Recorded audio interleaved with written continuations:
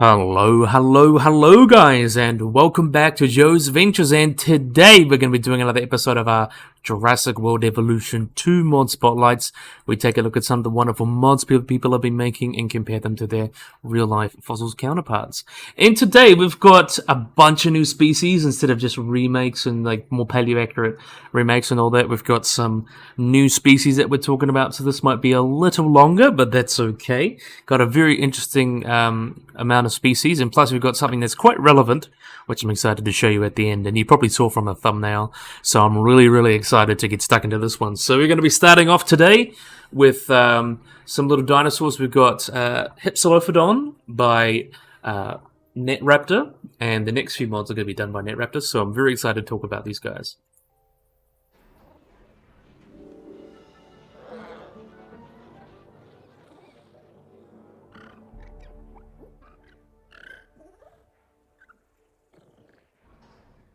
So let's get out of here and pause it and get a look at one of these little guys. So let's go to camera view. So we've got Hypsilophodon right here. So these guys were a really small dinosaur. These guys are Neo-Ornithischian dinosaur from the early Cretaceous of England. It's known primarily from the Wessex Formation. So same animals such as Iguanodon and Baryonyx. Those kind of animals. And the first remains of this guy. This is a very old dinosaur. It's, well, all dinosaurs are old, but this is an old genus name. These guys were first found in 1849, and the type species, Hypsilophodon foxy, was named in 1869, so about a couple hundred years, so quite well known. Abundant fossil discoveries have actually been made, and they really give a good impression of this animal. So the size estimates for these guys was a small bipedal animal that's herbivorous, potentially omnivorous, that was about 1.8 meters or 5 feet 9 inches long. So about 2 meters long is probably the biggest, and weighed about 20 kilograms or 45 pounds. It was quite an agile runner with these pointy heads equipped with these sharp beaks that they use to pluck off plant materials, so similar to a lot of other dinosaurs and even modern day parrots. And older misconceptions. There were some older studies of these guys suggest that these guys could climb trees, and that's why their name means high ridge tooth, because they're armored kind of. People also thought they were armored as well, and reached length of up to 2.3 meters, and also was found outside of White. And during the past decades, new researchers generally showed these to be incorrect. So there was no armor, it didn't climb trees, it was very much not too different from animals such as Dryosaurus and Orodromius and those kind of animals. So yeah, this has got a very sordid history. The first specimen, as I mentioned, was found in 1849, where it was found out in the outcrop of the Wessex Formation and part of the Weldon Group in the UK. And Gideon Mantell was kind of the first people to look at it. Huxley, that kind of era of paleontologists, kind of the first people looking at dinosaurs were the ones to describe this. Also, Huxley is also known as Darwin's bulldog, and was the guy that named Hypsilophodon. And there's been lots of research into this guy, lots of specimens added, because he's quite well known. And kind of it all just became that in the end. And there's some other remains that have been found potentially from Spain and Portugal, which is often referred to them, but they were given their own genus, Valodontosaurus, which is very interesting. So in terms of their looks, these guys were relatively small, but they weren't as small as like Coelophysis. These guys could get about 1.8 meters, quite big. Even typical specimens are about 1.5 meters long. So not the hugest animals, but very cool. And these guys are quite primitive anatomically, like a lot of other ornithischians. And these guys have obviously those 5-pointed triangular teeth with the high ridges, which it gives their name. And they were specialized for eating things such as plants and things like that. And quite long-limbed dinosaurs with long arms and stuff like that. Really well adapted for running. Not too different in look, as I mentioned, from things like Thescelosaurus, Dryosaurus, animals like that. Really cool guy. These guys are quite basal in the group, so they are really early relatives of things such as... They were believed to be before the split of Ceratopsians and Pachycephalosaurs, and then the later hadrosaurs and iguanodontians. So these guys were really basal, and they're actually considered sister to Sauropoda, which is that group that includes Pachycephalosaurs and Ceratopsians. So quite an early animal. And in terms of their paleobiology, it's believed that these guys would be eating lots of low vegetation, almost like a little deer or something.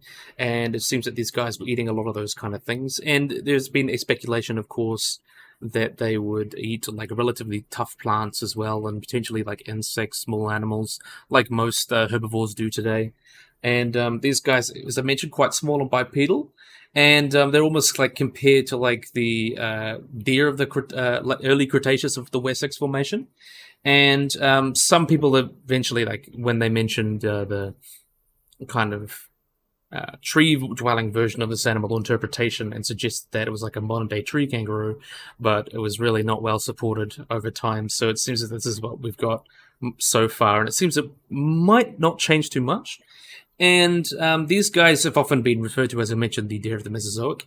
And some indications in their reproductive habits has also indicated these guys may potentially have some sexual dimorphism or differences between the sexes, with Galton considered it likely because there were differences between individuals, with some of the vertebrae would normally count at the first and second of the rib but not touching the pelvis, which represented that female individual, so she had a little bit bigger so she could fit the eggs inside her, but that's kind of neither here nor there. It's evidence, but it's not ultimately that possible. But I really love these wonderful guys. I think these came out wonderfully, and I love these little skins. Really, really awesome. So let's you guys walk out. Look at these little cuties. So let them run out and do their thing. I just don't want them bothering me in trying to release dinosaurs. So next we have Mutabarosaurus, but it's not Mutabarosaurus. We've got Camptosaurus, which is probably arguably more famous dinosaur. So let's have a looky-loo.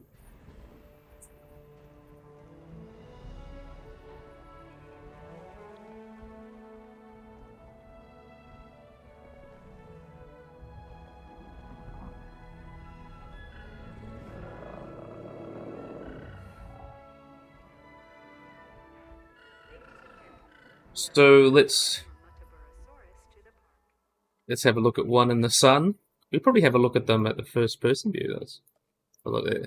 So there's our wonderful Camptosaurus. So these guys are a group of plant-eating ornithischian dinosaurs. They're not too distantly related from these guys, these little Hypsilophodons. And these guys are from a little bit earlier. These guys are from the late Jurassic of North America and potentially Europe. They're quite famous in that regard. They're kind of part of that Morrison fauna. And their name means flexible lizard, and so Camptos means bent. So flexible or bent lizard is kind of the name. These guys, as you can see, they're quite relatively built and large, and they still have those 4 toes. And just due to the separate status of the animal Euetodon, it seems problematic of which specimens are truly Camptosaurus and which are Euetodon and all that. But the largest members that we can tell that indicate adult individuals were about 7.9 meters, or 26 feet long, and about 2 meters tall at the hip. So not the hugest dinosaurs, but still very, very large. There are some that get about like 6 meters and about 785 to 874 kilograms of weight. So even like 5 meters, half a ton would probably represent your average individual. And this guy was first described in 1879 by William Harold Reed. And this was the same year that the Professor Charles Marsh, as you guys know from the Bone Wars, described Camptosaurus. And it kind of got lumped together and all that. So a bit of a sordid history. And of 2022, there's actually the first confirmed Camptosaurus remains in Europe, which is found in Spain, so it would have been similar to animals, and actually potentially seems to be closer to Draconix from the Jurassic of Portugal, and it seems to be closer to that than Camptosaurus. So even though they're found in the same place, the bones of this animal, or this Camptosaurus, the European one, is closer to the North American Camptosaurus than it is to Draconix. So it's very interesting to think that they probably got there. But there's a lot of animals that these formations share, so it doesn't really surprise me that much. And as I mentioned, these guys are kind of were originally called some early Agontians, but it seems these guys were a little bit later, or a little bit earlier actually. It seems these guys were part of the clade Ankylopoloxia, which is a group that includes earlier animals such as like Euetodon, Hippodraco, Iguana colossus, those really, really early Jurassic and late Cretaceous ornithopods that eventually did become the hadrosaurs and iguanodontians and all that. And in terms of their paleobiology, these guys, like other iguanodonts, seem to be running at speeds of like 25 kilometers per hour or 15 miles per hour. And there's actually a really cool little fossilized embryo that is referred to Camptosaurus that was found in the Morrison Formation, the Dinosaur National Monument, and it's really, really cute. And these guys are just such cool animals. In the game here, it's a bit too big, but that's just because you can't change sizes. But it would be about the size, about 2 meters, 2 meters tall at the hip, and about 5 to 7 meters long. So, or even 8 meters long is probably pretty big. But these guys are really wonderful. Really fits well on the Metabarosaurus, to be honest. They would have been most likely bipedal, so it came out rather well, I do say so myself, and I think NetRaptor did a wonderful job. So NetRaptor did the Hypsilophodon, the Camptosaurus, and our next guy, so let's just make sure they can walk out there and be happy before we release the next guy. I just want to make sure, because these guys like to mess around. Let's see. So let's release our Pachyranosaurus. Oh no.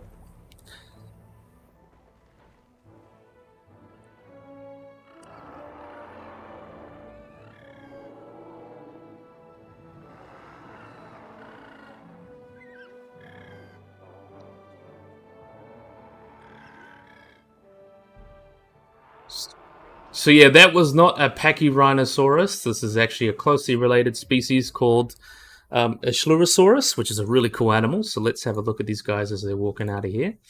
So let's see if we can get... We'll have a look at this guy, because this guy kind of looks the nicest, I think. Or this one. They're kind of in the sun, but that's okay. We can just walk around. So this is Achelousaurus, which is a Centrosaurine ceratopsian, so related to animals like Centrosaurus, Styracosaurus, etc. These guys lived in the late Cretaceous of North America about 74.2 million years ago, and it was collected in Montana in 1987, led by Jack Horner and his team, with more finds in 1989, and was described in 1994 Achelousaurus horneri by Scott D. Sampson as kind of a honoring. The species name was given to Horner, kind of honoring his efforts to bring this animal to our knowledge. And the genus name means Achelousaurus lizard, and it's in reference to the Greek deity Achelousaurus, and specific name refers to Horner, of course. And it's actually known from a few individuals, ranging from juveniles to adults, which is pretty cool. So these guys were quite a large Centrosaurine. They were not the biggest. Most of the larger ceratopsians were kind of Chasmosaurines. So things like Triceratops, Torosaurus, and animals like that. But these guys got pretty large. They got about 6 meters long, or about 20 feet long, with a weight of about 3 tons. And as a ceratopsian, as you can see, they have they walk on all fours with a short tail, this large head with this large frill and this hook beak as well. And not too different, but the main things that sets it apart is that it's got this really interesting frill here. So it's got the main thing that kind of got the empty frill, and then it has these 2 horns that kind of splay out in opposite directions, which really is characteristic of these guys. And these guys have these rough bosses, as you can see here on their face, quite similar to Pachyranosaurus, so that was a really good base. And they had this thick layer of keratin as well, and some researchers hypothesize that similar to Pachyranosaurus, Achelousaurus would have used these bosses in fights. They would fight each other and butt each other and all that, and just fight around and all that, which is very, very interesting. And within Centrosauria, these guys are in the clade Pachysauria, which means Pachystora, I believe you pronounce Pachyrostra, actually, that's how you pronounce it, or thick snouts. And it's been suggested to actually be a direct descendant, the direct descendant of the similar genus Rhinosaurus, which has spikes but no bosses, and a direct ancestor to Pachyrhinosaurus, which has larger bosses than these guys. And the first 2 genera would be transitional forms, so evolving through anagenesis from Styracosaurus, though it's really hard to kind of show which animals are directly related to each other without DNA.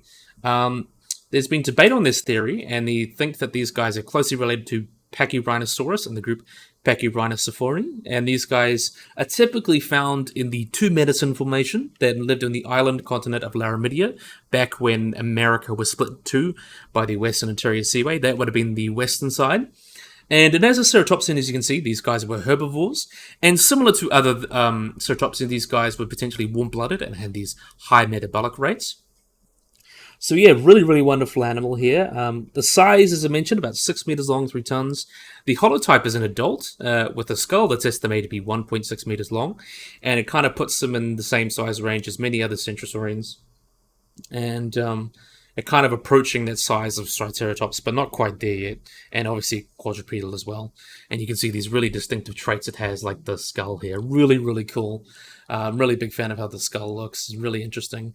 And they would have obviously had keratin sheaths as well. And full record, this idea of anagenesis is Horner's idea, and Horner's kind of controversial figure, to say the least. And there's been suggestions like being related to not just Pachyranosaurus, but Stellosaurus, and all this anagenesis or evolving into next species is kind of very hard to determine. Especially with without genetics, because even species that look animals that look similar cannot be directly related, are not always directly related. So it's one of those things, and it's always very confusing.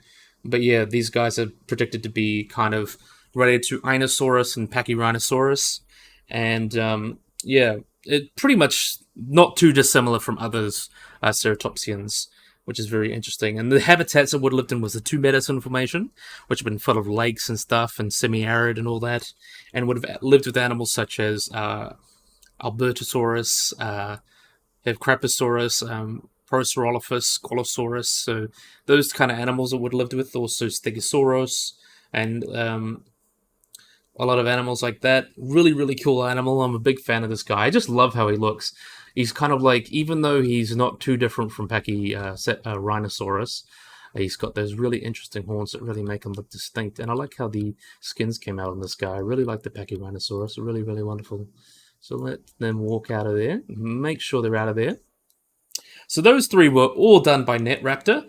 And our next animal is a cute guy. Let's just wait for... This one's kind of another remodel. We've got a sauropod. We've got a Margosaurus by Sweetener.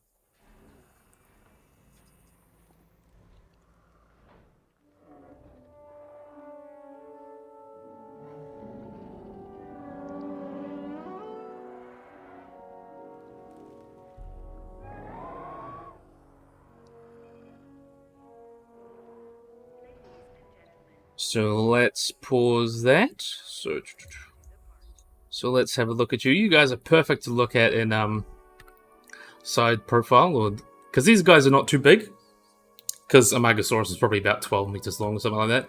But you can see some of the major changes here. You can see there's a lot of changes to the face. These guys got that very Diplodocid-like face, which was wide for obviously grazing, things like that. Really, really interesting. And they also show the kind of keratin spikes there. There has been some more recent research suggesting that there was actually entirely covered in skin, so it would have been like a... It's kind of been a back and forth since this guy was discovered. Would it be covered in keratin, or would it be covered in skin, or what percentage of that? And this is another reasonable interpretation. There was a recent paper that talked about it being completely in skin, but it's obviously something that's very controversial. Well, not very controversial, but something that's not agreed upon.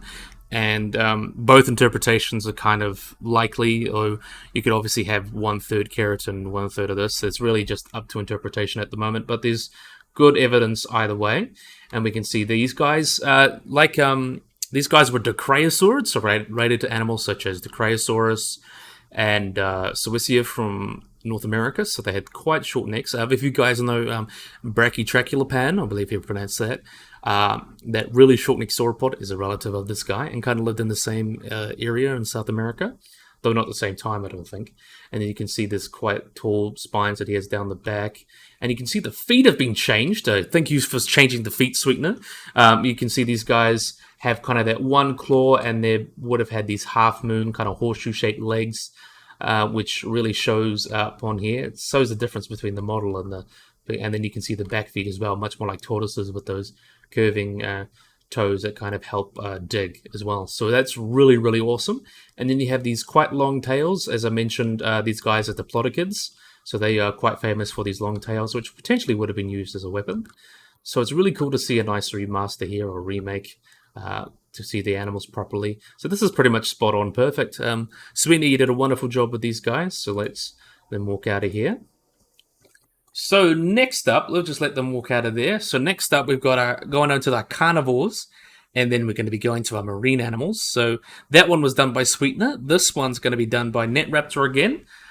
We've got the wonderful Fukuiraptor again. So really, really awesome.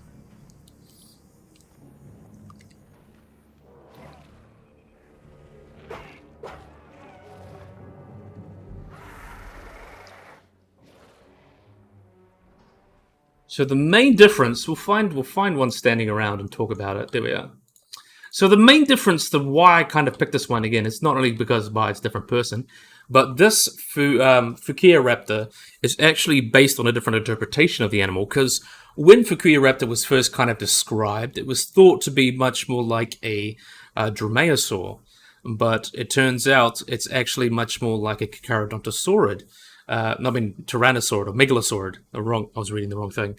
So these guys are a megaraptor, which are a very weird group of animals that include Osholovenator, animals like that, and we really don't know their relation to, but the most likely explanation is they are Sauropod, so related to animals such as tyrannosaurs, birds, therizinosaurs, and ornithomimids, animals like that. But are really interesting animals. So these guys would have been lightly built about regardless of maturity, so they would have been about 5 meters long, or about 16 feet, and weigh about 300 kilograms, with some estimates put them slightly larger, about 4.3 meters or 14 feet, and 590 kilograms. So the type specimen was a partial one, and that was kind of thought to be almost like a dromaeosaur, but these guys have got that interpretation now as a megaraptoran, which is, I think, makes it even weirder because megaraptorans are just such cool animals. So the one that we covered a while ago, that was kind of that dromaeosauran interpretation, but this is the more recent and most likely more accurate megalosauran representation of these guys. And these guys, megaloraptorids, were weird. They have, like, if you look at animals like Osholovenator and Megaraptor, they have these just large hands. They've got almost like a mixture of, they're very weird. They've got teeth like a Carodontosaurid, though they're most likely more closely related to Tyrannosaurids, so that's neither here nor there. And they've got also these very, very large arms and claws that they use to hunt prey. So I think that's very, very interesting. And these guys, in their habitat, they would have lived in the Kalani Formation in Japan. And fossils of these guys have been found, and among these species is Fukuiraptor, Ornithischian such as Fukuya Titan, which is a sauropod, so Ornithischian called Fukusaurus, Fukutitan, which is a Titanosaur, Koshisaurus, a Hadrosaurid, and Fukuiraptor, and some theropods, and an avialan called Fukuiraptor, which is an avialan, which was described by the authors. So it's a very interesting formation with a lot of very interesting animals, and I really like seeing this more Megaraptoran interpretation. It comes with very interesting colors. You can see we've got the purple and blue, and you can see it's almost got feathers on it as well, as you can see the texture. With Megaraptorans being Sauropod, it's very likely that they were feathered. So it's a really, really awesome reconstruction, I think, and I really like that teardrop kind of shape going down their necks. Really awesome to see another interpretation. It's really cool, actually, to see the comparison of different interpretations of animals. So this is the much more accurate or more recent interpretation of them as a megaraptorid, rather than a dromaeosaur. So very, very awesome. So let's have a look at that. Wonderful, let them go off. So next we're going to move it on to some marine animals. How can you not love our marine animals? So first we've got not Lepleurodon, we have got Archelon.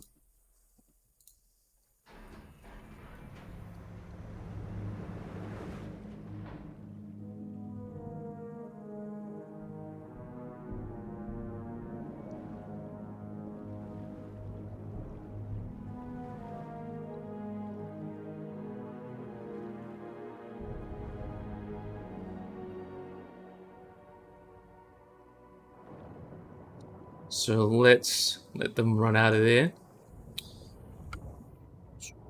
So let's get ourselves a nice look at an Archelon. I really like the colors on these guys. Let's have a look at this one. This one looks like kind of the nicest. So this is Archelon, a wonderful giant sea turtle. So these guys are an extinct marine turtle from the late Cretaceous. So lived in kind of the Western Interior Seaway animal places like that.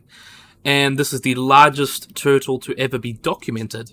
And the biggest specimen measures about 5 meters long, or 16 feet from head to tail, and about 2,200 kilograms, or nearly 5,000 pounds in body mass, and is known from the Dakota Pierre Shale from one species, and there's a couple other species described, but they have been reassigned to other genera from Protostega and Microstega. And the genus itself was described in 1895 by an American paleontologist, George Robert Wayland, from a skeleton in South Dakota, which placed it in the extinct family Prostegidae. And its closest living relative is the leatherback sea turtle, but now Protostega is thought to be, well, was kind of thought to be, but now it's considered to be its own separate lineage away from these living sea turtles. And similar to leatherback sea turtles, they would have a leathery carapace, and instead of having that hard shell like most turtles and sea turtles have, these guys would have had a very leathery shell and had these small ridges that allow them to dive as well. But different from leatherback sea turtles, they have these really large hook beaks, more similar to like a... Oh, I want to fix that. Much more similar to something like that of a loggerhead turtle.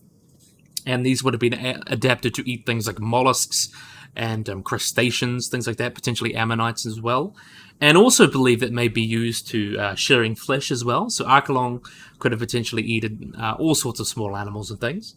And is thought to inhabit the northern interior seaway, which was a mid-to-cool area that would lived with animals such as plesiosaurs, Hesperornids, so lots of weird birds, other seabirds, and mosasaurs, and it's actually believed to have gone extinct because of the shrinking of the seaway, cooling climate, and increased predation on hatchlings. So the holotype, as I mentioned, was found in late Campanian age, and it was described as that much. And Protostega is kind of its really weird own group of sea turtles. And its closest living relative would have been, however, its phylogenetic studies have shown these guys are just completely basal, and it removes them from the subfamily Chelidonia, which includes all modern sea turtles. So these guys do not share a marine ancestor. So these guys were a completely different line of marine turtles, which is also very interesting. In terms of their description, the holotype, as I mentioned, measured 352 centimeters or 11 feet from head to tail, and very just big. Large estimates have put it up to 5 meters as well, so 16 feet. And that really interesting head that they have, yeah, I've already gone over that. And the carapace would have been obviously very large, and as like the sea turtles, like leatherbacks, they would have been not solid, but kind of just skin. In terms of its biology, as I mentioned, they're kind of an obligate carnivore, and they probably spent a lot of time on the seafloor, potentially being a slow-moving bottom feeder, which is one of the interpretations. Though there were a lot of these big bivalves that believed that could have sustained them, but they weren't present where they lived, really. So these guys potentially would have eaten squid, jellyfish, small fish, ammonites, pretty much everything they can get their mouths around. And they seem to be like a mishmash in terms of their ecology. They kind of like look like a leatherback, but their ecology is more like a loggerhead, which they could potentially hunt active prey as well, and potentially a pretty good swimmer and swim across open areas. And these guys, similar to other turtles, they would have come on shore to nest and kind of dug them out and laid several eggs and didn't really take part in parental care. And there's actually been lots of evidence of these guys that were quite commonly predated on. So there's been evidence of these guys getting eaten by mosasaurs or Xiphactinus, which was a giant prehistoric fish. And these guys are just really, really cool animals, I think. And in terms of the paleoecology, I mentioned they lived in the western interior seaway, which was in the muddy kind of oxygen-deprived seafloor, which was an average no more than 180 meters deep. It's not very deep. And they would have lived with all sorts of animals such as Platycarpus, Swallicorax, Coelamna, which are types of sharks, Xiphactinus as well, lots of ammonites, belemnites, nautiluses, and that's probably would have been their prey.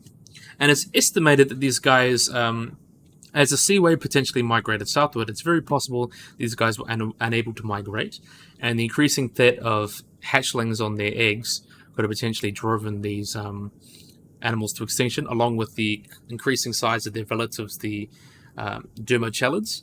And these guys were more or less abundant in Maastrichtian deposits in the latest Cretaceous, and potentially died out, or more or less absent, I mean, and could have died out to a cooling trend, though there is evidence that there might be some Archelon-like relatives or even Archelon itself living into that time due to the rocks eroding. So that's kind of not really set in stone, so it's very likely that there were turtles like these around in the Maastrichtian or at the end of the Cretaceous.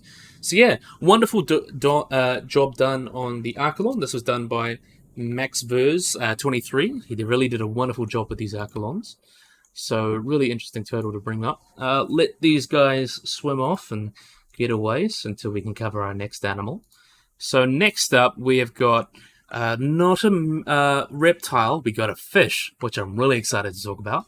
We have got, by Josurba, we have got Leadsictus.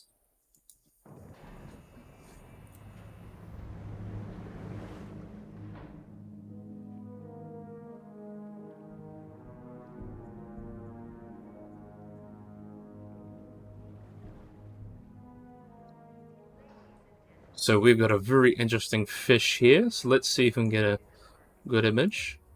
So really, really wonderful. Oh, look how beautiful this guy is. I love these fish.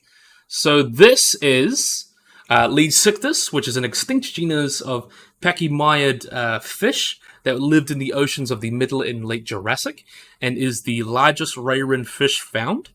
And by extension, one of the largest non-tetrapod fish ever known to existed. So these guys were first found in the 19th century, so particularly important was the finds of the British collector Alfred Nicholson Leeds, who gave it the genus name, which means Leeds fish. So Leadsictus is kind of just Leeds fish. And the type species, Leadsictus problematicus, was actually the type species as well. And the fossils have been found in England, France, Germany, and Chile. And in 1999, a second species was named basis of the Chilean specimens. So it would have been Leadsictus notochaeris, which is what was later shown to be kind of indistinguishable from Chromaticus. So Chromaticus probably just lived all over the world. And these guys have been very difficult to interpret because his skeletons were not completely made of bone, and large parts of their bodies were made of cartilage, which obviously did not fossilize. And on several occasions, the large plates of these guys have actually been mistaken for stegosaurian dinosaur bones. And although its vertebrae is among the parts that have been reserved, it's hard to estimate the total body length, with estimates varying widely, as you've heard some of the estimates of them being like 35 meters long, bigger than blue whales. But the most reasonable estimates range between like 9 to 16 meters. So research showed the 16 meters or 52 feet would have been the size of largest individuals, which is about the same size as humpback whale, don't forget. So very, very big animals. And you can see these guys had large heads with bosses, and on the skull roof is like this as well. And fossilized bony fin rays also show these guys had large, elongate pectoral fins and a tail vertical like that. So this is kind of pretty spot on for their interpretation. There are some changes I would probably make, but there's reconstructions by Bob Nichols, who does a really interesting job at reconstructing these as kind of the perfect one, but this is kind of that another interpretation, which is kind of valid as well. So these guys also had gill arches, which were lined with gill rakers, which is employed a unique system of delicate bone plates, and that would allow them to filter plankton from the seawater, and these guys would have been mainly filter feeders. So these guys are another very interesting group. They belong to the group Pachycomiids, with their relatives Bornerichthyes and Rhinoichthyes. These guys were part of a lineage of kind of these large filter-feeding fish that swam the Mesozoic seas from the Middle Jurassic up until the end of the Cretaceous. And these guys actually may represent an early branch of these bony groups, Teleosti, which is a group which pretty much all modern bony fish group into. And in this case, Leadsictus would be the largest known teleost fish. So as I mentioned, these guys, there's been a few different... the holotype comes from the Oxford Clay Formation, so about 165 million years ago. But there have been other fossils found around the world. It's a very widely known, and mentioned them being huge, very large animals.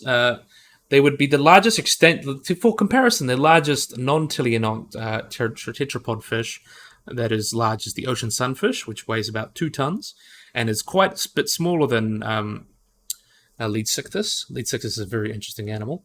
And as I mentioned, these guys are in the group of Pachymyidae, related to some very interesting animals, such as Protocephera, which is almost like a swordfish, which is really interesting. And as I mentioned, these guys would have had an ecology similar to basking sharks and whale sharks, where they would have been swimming around being suspension feeders, just opening their mouths and letting whatever small things filter through and just swallow them. And we actually don't know too much about their life, and we don't know too much about them, but there seems to be a lot of convergence with these guys, and also, as I mentioned, baleen whales, and also these large fishes like manta rays, filter-feeding sharks, basking sharks, and animals like that, which is also very interesting. And it's actually believed that there was been estimates on the metabolic rate showed that these guys were kind of cruised along at potential speeds at like 11 miles per hour, while they were still managing to oxidize, get oxygen in their bony tissues. So very, very interesting fish. This would have lived with animals such as Leopleurodon and Mesorhynchus, which is actually found they found Mesorhynchus, which is a marine crocodile. They found its teeth in the bones of Leadsictus, which is very interesting. And the bone would have healed. It shined that the 3-meter long Mesorhynchus was actively hunting these much larger fish, although it could also be from scavenging as well. But that's kind of the more recent interpretation, that it was just scavenging. But yeah, very, very interesting. And I kind of hope that we find more about its ecology, because these guys would have been very interesting. And it's very estimated these guys had like very slow linear growths. So, and also their metabolism was quite high. So, also problem is how Leadsictus would increase in size quickly within its first year of life. So the teleos typically lay relatively small eggs, and potentially would have been just, we don't know how they grew, so that's something really interesting about these guys. But yeah, this is a very, very cool fish. I'm a big fan of Leadsictus, and the Pachymyidae fish are just a very interesting group of fish that I hope we see in the future in a lot of places. So really, really awesome. These guys have done a wonderful job. Jaserva did a wonderful job of bringing Leadsictus to life. So very, very awesome. And last but definitely not least, we're moving on from new animals. We've got some really cool remakes, and we've got all of them themed about this really cool new documentary that's just coming out as time of recording. So this is the 24th of May, I believe. Yeah, on a Tuesday. So as I'm recording this, the first episode of Prehistoric Planet came out, and it's absolutely marvelous. I love that show to bits. I can't wait to see the rest of them. I'm probably going to watch the next episode right after I finish recording this. But we're going to have a look at some of the wonderful skins, and since they are aiming for some of the most, or are the most accurate dinosaurs portrayed in media, so we've had some of their skins here, which I'm really excited to show off. So we're going to be showing off kind of the little Tyrannosaur. We've got Qianzhousaurus. We've got the Prehistoric Planet skin of that, done by Ashat103. So very, very awesome.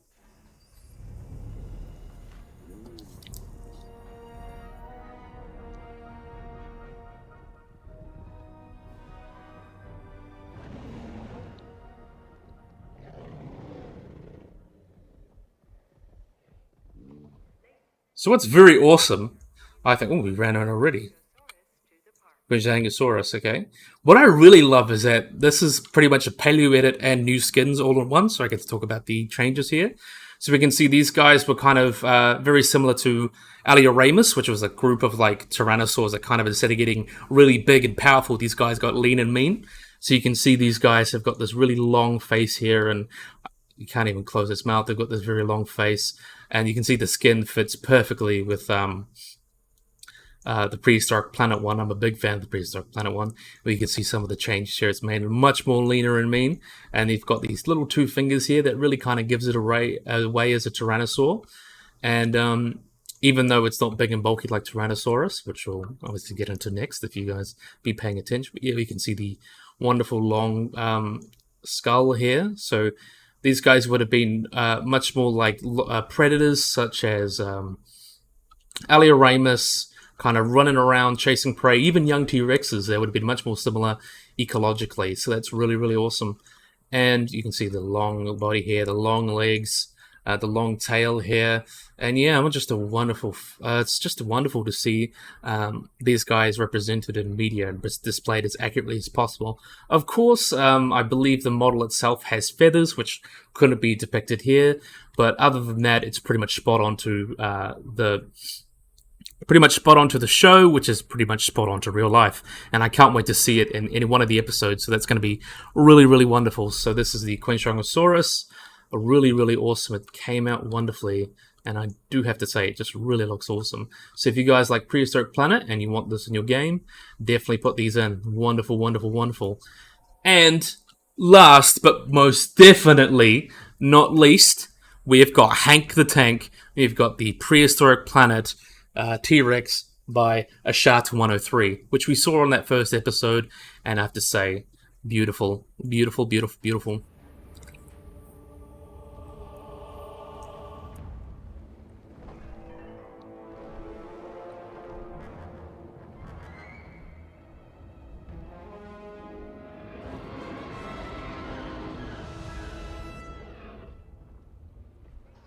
So let's have a look at Hank the Tank, first person view. I think that'll be fun.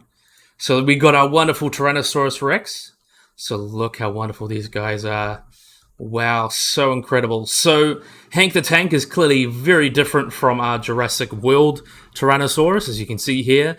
A lot of the really cool things added, so much bulkier. T-Rex was a very, very bulky dinosaur. Some of the weight estimates range from like 6 to 9 to even 10 tons for some particularly large individuals like Sue. So they were very, very large, and you can see they got the big belly, just very large, bulky animals. You can see round chest, all of that. And I really like what they've done with the face. They obviously added, they made it much more accurate to Tyrannosaurus face itself. It's got a very, I think we'll actually get out of here and look at it in the camera view, because we just can't get a good look at it. But you can see the face has been fit much better, the skull. You can see they've got this binocular vision there, and you can see these large bosses that they've got at the top of the face here. That really makes it look wonderful. It's very likely there would have been a lot of keratin around those bosses, so very likely that they could have been used for display or just rough around the face, and there would have been potentially some down here as well. Very big, bulky jaws, which were they used. They have very powerful bite forces. And you can see the wonderful lips here. Really shows off this guy well. Really just rendered perfectly in here and in Prehistoric Planet. Just very, very thick. Got those really small arms, but still well muscled. Long tail. The big pubic boot coming around here. And he's really large. I think really the only wrong thing is kind of the feet. The feet in the game, well, not the game. In the show, just much bigger, just to reflect, because Tyrannosaurus had very large, wide feet as well, but it just looks spot on. The only thing that I can say needs improvement is that the pattern doesn't really quite fit what it is. He isn't just brown, he has almost like rosettes, or the Tyrannosaurus in the show has like rosettes going down its body. And I know a lot of people, this is very controversial, is T-Rex having feathers, and the way the show does it, and I think it's perfect, it has a very, very thin coat, almost like elephant hair style of filaments, which I think looks really, really nice and really gives him a really cool profile. It doesn't just look like a round, he kind of almost looks, it doesn't look round, he just looks like gives him a little bit more life to him. It looks like he's got like a little bit of mohawk. I think it's just rendered wonderfully. It just looks like a real animal, and it really fits like kind of like elephant style. I think it just looks wonderful. Hank the Tank is really just like the best T-Rex in media, and I am gonna die on that hill. I just love Hank, especially in general paleo media. I know there's probably some reconstructions that look slightly nicer, but Hank the Tank looks perfect, and I can't wait to see more Tyrannosaurus over the next few episodes. So yeah, and I'm also really excited to see more skins from Prehistoric Planet over time, and some more paleo remodels to better fit a lot of the animals that show up in the show. So that'll be always awesome to watch for. And plus, if I predict correctly, we're going to get a lot of feathers and stuff in Dominion update. So hopefully if we get feathers on all sorts of different animals, we can put them on and really create some really nice paleo accurate animals. So that's going to be really, really awesome to see in the future. I'm very excited for the future of Jurassic World Evolution 2 modding, and that's going to be awesome. Oh, this one fits a little better, but in obviously the rosettes and things. But yeah, I think after the Dominion update, really the sky's the limit for modding in Prehistoric, not Prehistoric Planet, in Jurassic World Evolution 2. So yeah, I can't wait to see more Prehistoric Planet stuff, more accurate stuff. So that just makes me more excited for the future. And if we've got something wonderful like this, I love Hank the Tank. So yeah, let's gonna let these guys do their thing, and I think this will be a great place to end the episode. So yeah, I really hope you guys enjoyed this video. I hope you guys like and subscribe. Always remember to hit the bell icon to get notified about anything. So yeah, hopefully you guys enjoyed this video. Hope you guys like and subscribe, and bye bye.